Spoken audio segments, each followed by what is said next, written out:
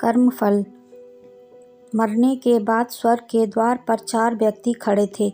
इन 4 व्यक्तियों में पहला राजा था, दूसरा एक बिजनेसमैन था, तीसरा पंडित था और चौथा एक आम आदमी मजदूर था। किसी को भी यह पता नहीं था कि कौन स्वर्ग के अंदर प्रवेश कर पाएगा और कौन वहीं से वापस लौटा दिया जाएगा। सब स्वर्ग का दरवाज़ा खुलने की राह देख रहे थे और आपस में बात कर रहे थे।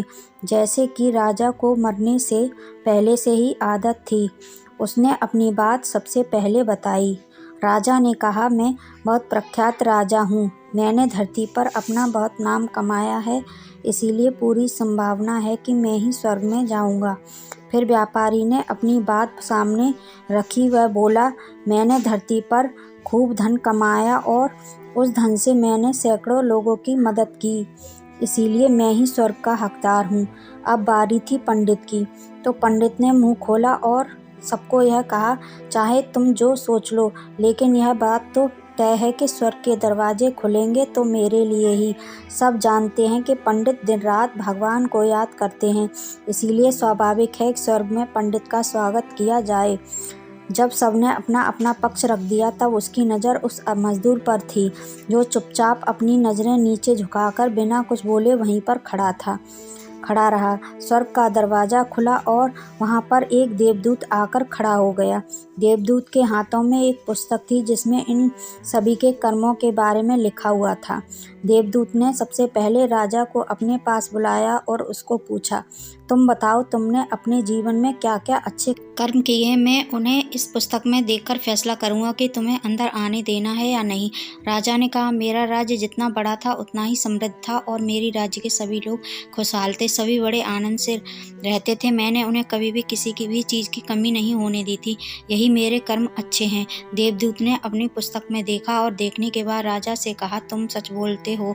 तुमने अपने राज्य की प्रजा को बहुत सुखी रखा था, लेकिन तुमने अपने राज्य की सीमा बढ़ाने के लिए जितने युद्ध किए थे, उन युद्ध की वजह से हजारों सैनिकों ने अपनी जान गंवा दी थी। उन हजारों सैनिकों के परिवार के दुख का कारण तुम बने, इसलिए तुम स्वर्ग में नहीं आ सकते।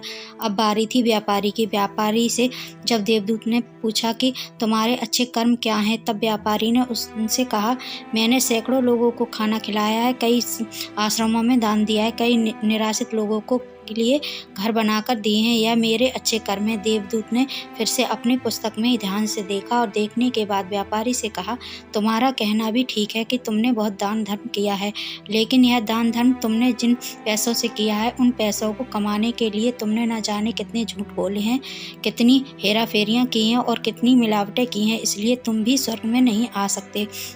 जब पंडित से यही सवाल किया गया तो पंडित ने बड़े ही आत्मविश्वास के साथ कहा, मैंने अनगिनत लोगों को ज्ञान दिया है, हजारों यज्ञ और पूजाएं की हैं और दिन रात भगवान का जाप किया है, जिससे अच्छे कर्म और क्या ही हो सकते हैं। देवदूत ने अपनी पुस्तक के अंदर झांक कर देखा और पंडित से कहा, आपने जितने भी लोगों को जो भी ज्ञान दिया, उन बातों पर खुद कभी अमल नहीं किया, अपने यज्ञ पूजा या भगवान का नाम निस्वार्थ भाव से कभी नहीं लिया, इसीलिए आपका भी स्वर्ग में आना प्रतिबंधित है।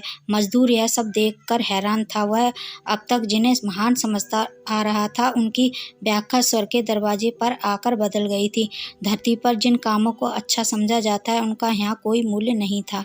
यमदूत ने जब इस मजदूर को अपने पास बुलाया और इससे पहले कि वह उससे उसके अच्छे कर्मों के बारे में पूछता, मजदूर बोल पड़ा, प्रभु, मैं जानता हूँ कि मैं भी स्वर्ग में आने के लायक नहीं हूँ, लेकिन मैं फिर भी एक बाहर से ही स्वर्ग को झांक कर देखना चाहता हूँ। बस इससे ज़्यादा मेरी कोई इच्छा ही नहीं है, क्योंकि ऐसी इच्छा पालने के लिए मैंने जीवन में कुछ भी नहीं किया है।